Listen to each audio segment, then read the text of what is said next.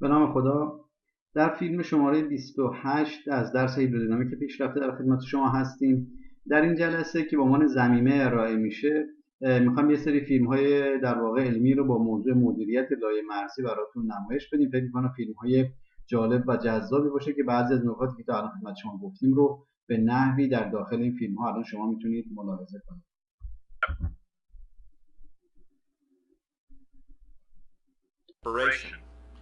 As angle of attack increases further, the point of separation of an airfoil increases.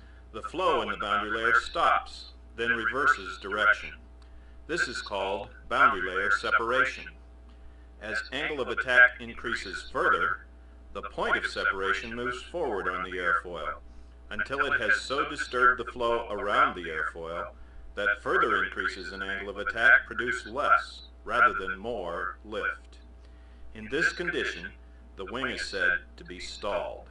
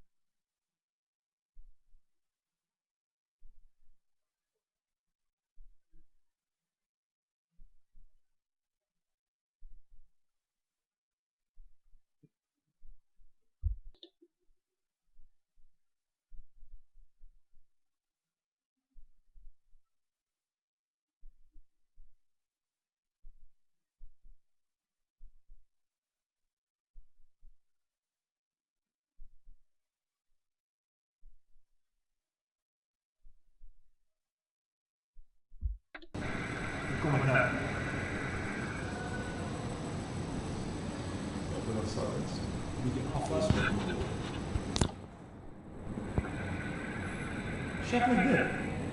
Jullie weten zwart voor het ook niet. Ja. Die zijn. Ja, dat is zo. Bal is zwart, broek is zwart. Nee. Wat? Broek is grijs. Jij is grijs. En bier. En prins is grijs. Dit is erg wel cool, hè? Dat is cool. Die koos die nu mensen zien maken. Het lijkt cool. En dan kan ik ook wel What's different on the golf ball? Ja. Ja, alsjeblieft. Wacht, is hier slijk. Wacht, zie dat van anderen niet. Looks basically the same. Nee, maar actually, a smaller ball, so it makes sense to compare this with this. Ja, ons kan Not that I know. Misschien jullie waarom, ik weet niet, hij So you don't compare apples and oranges. Okay. You pull that layer up a little as it moves out. Let's do that. Let's go. Nee, Yeah, go. Nog laag. Dit is als hoe is erin gedaan voor als kies, maar hoe is erin? Jij? Nog laag. Hij trekt hem op in die middel in. Yeah, super. So you can now compare that. Kan ik van hierdie kant op? Ja, maar doe de fout is net. Ja, dit is wel was smooth mover. Maar je eet het ook. Maar dit is smooth. Kijk, die afgezet al. You are putting the same velocity, same size. Let's see the difference.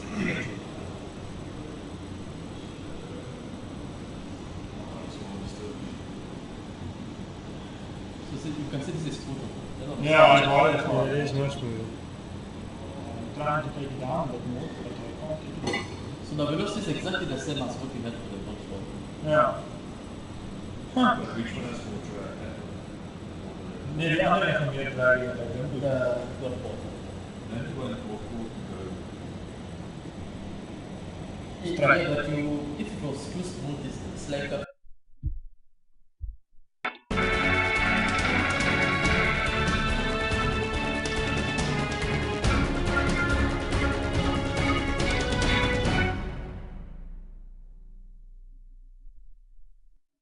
It's one of the most recognizable designs in all of sports.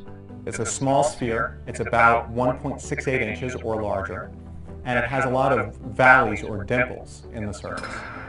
What makes the golf ball so unique is not just its small shape, but hundreds of small impressions or dimples on its surface. Steve Quintavala is an engineer in the Equipment Standards Department at the United States Golf Association. He says dimples are crucial to a golf ball's flight. A golf ball has dimples to reduce wind resistance or aerodynamic drag larger, and it has a lot of valleys or dimples in the surface. What makes the golf ball so unique is not just its small shape, but hundreds of small impressions or dimples on its surface. Steve Quintavala is an engineer in the Equipment Standards Department at the United States Golf Association. He says dimples are crucial to a golf ball's flight. A golf ball has dimples to reduce wind resistance or aerodynamic drag. When you reduce it, you can make golf balls go a lot farther. Early golfers using smooth golf balls realized that the more they used a ball, the farther it would go. The reason for that they quickly discovered was that the surface gets scuffed and knocked about. They started figuring out, hey, we're going to put round impressions, round dimples in. As a golf ball flies through the air, the airflow interacts with the surface of the ball and can greatly affect the amount of drag. The wind is meeting the surface here and pushing against it and then wrapping around. If the golf ball were smooth, the air flowing closest to the surface of the ball would follow the flow of air around it, creating a detached airflow behind the ball. As air flows around the smooth golf ball, it becomes detached. The air that's closest to the surface doesn't want to stick to the surface, it wants to stick to the fast-moving flow. The detached flow causes a wake to form behind the ball, which creates a low-pressure zone. This zone is what causes drag. And that's almost like a vacuum. That's sucking the ball back and slowing it down in the face of the wind. Adding dimples to the ball changes how the air flows over it. As the air travels over one of the dimples, a tiny pocket of turbulence or air disturbance is created on the surface. It tries to go in and then has a region where it's actually detached, but then by the time you get to the next dimple in the ball, it reattaches itself. And in the process of that detachment, reattachment, that's what creates the turbulence. Instead of impeding the flight of the ball, these tiny pockets of turbulence allow the closer layer of air to travel tighter around it. Because these dimples have caused some low-level turbulence. It's mixing the high-speed air from out here and bringing it close to the ball so that that flow can remain attached to the ball. A more attached airflow creates a smaller wake, and thus a smaller low pressure zone, which means less drag. Even the slight change can make a big difference. A golf ball with dimples will go almost twice as far as a golf ball without. The dimples also aid the flight of the ball by influencing the lift as the ball spins through the air. Lift force is a result of a concept in aerodynamics known as Bernoulli's principle. The principle states that as the speed of the airflow is increased, the pressure of the airflow on the ball is decreased, creating lift. The lift is pronounced due to the dimples on the ball, which measure only 0.15 of a millimeter. Though tested for their effect, the USGA does not regulate golf ball dimples. You can have any number, you can have really any shape. What we measure is the effects of dimples. These effects are tested and measured at the USGA's 70-foot indoor test range in Far Hills, New Jersey. Golf balls are launched through a series of sensors at upwards of 190 miles per hour. These infrared sensors that we have can minutely track the trajectory of the golf ball and do it with such precision that we can use computers to figure out how much aerodynamic lift and drag force each type of dimple pattern produces. While dimple sizes, shapes, and effects may differ, they remain a crucial aspect of all golf ball designs.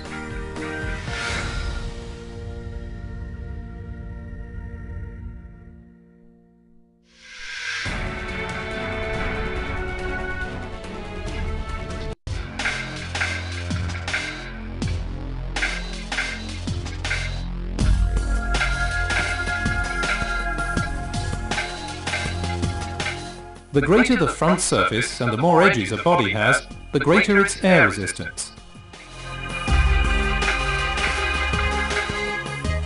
A drop shape, as found in birds for example, is ideal.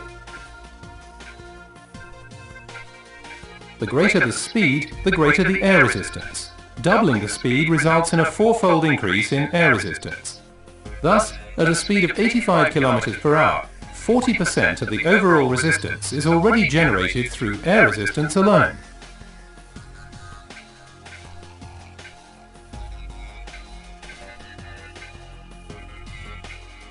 Rounded edges at the front, wind deflector plates on the sides, and a roof spoiler significantly reduce the turbulence and therefore the air resistance. The aerodynamic potential that can be achieved without taking into consideration legal framework conditions is demonstrated by an example of the MAN Concept S future development. The key features are adaptation of the tractor machine and semi-trailer as a single unit to the aerodynamically ideal shape, reduction of the back pressure on the front of the vehicle, extensive side and underbody paneling, protruding components are minimized. For example, the mirror is replaced by a camera. Through optimization of the cab shape, it has been possible to reduce the air resistance for the TGX by around 4% compared with the previous TGA model.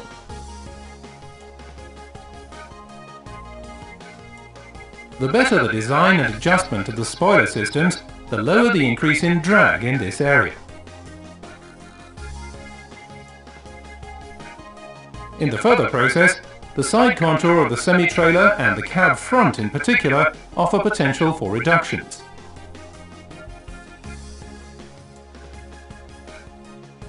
Open bodies such as tipper troughs, platform bodies with angular cargo, or fissured special bodies, for example those in car transporters, cause a high air resistance. Depending on the driven speed, this can result in increased consumption of up to 15%.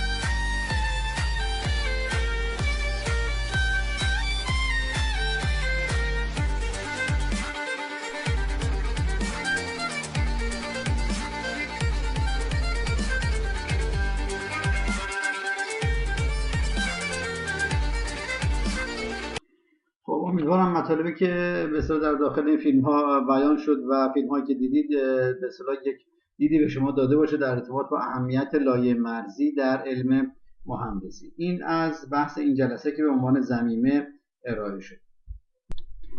اما در چند دقیقه تأمل این جلسه میخوام در ارتباط با چرخه عمر فناوری خدمت شما بگم که به عنوان یک مهندس یک دیدی در این زمینه هم داشته باشید. نکنید موقعی که یک فناوری از موقعی که ایدهش مطرح میشه تا موقعی که کل بازار رو اشغال میکنه و بعد از اون دچار نزول میشه، یک فراز و فرودهایی رو به قول معروف طی میکنه که اگر که ما در این زمینه وقتی که محصول تازه ایدهش مطرح شده و به اصطلاح بازاری رو هنوز نداره و دولت‌ها یا شرکت‌ها دارن هزینه میکنن، این مرحله رو بهش میگن مرحله پروردگی، بعدش مرحله معرفی هست، بعدش مرحله رشد هست، بعدش مرحله اشباع اون فناوری هستش که بیشترین تقاضای در واقع بازار رو داره و بیشترین فروش و سوددهی رو داره و از اون به بعد هم که دیگه از یک زمانی به بعد بعضی از فناوری هستن که کلا از رده خارج میشن، مثلا نوارهای کاستی که شما قبل از این استفاده میکردید، یک نمونه بارز و ملموسش هستش. ولی نکته ای رو که در اینجا باید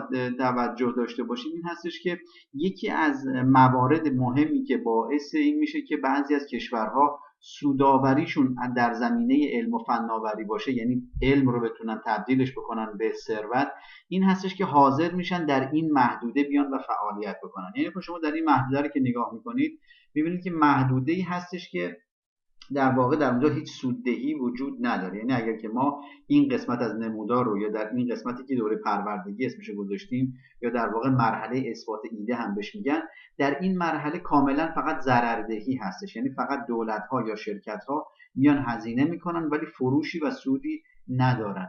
کشورهای موفق میشن که به این سهم از سود و بازار برسن و سودهای کلانی رو به جیب بزنن که حاضر باشن در این مرحله هزینه بکنن. شاید در واقع هزینه هایی که در این مرحله میشه هزینه های ناچیزی باشه در قبال سودهای کلانی که در این مرحله یا کلا از این مرحله تا پایان عمر مجموعاً به دست میاد، ولی بالاخره هر کشوری طاقت و تحمل این هزینه رو نداره و صبر و حوصله این قسمت وجود نداره.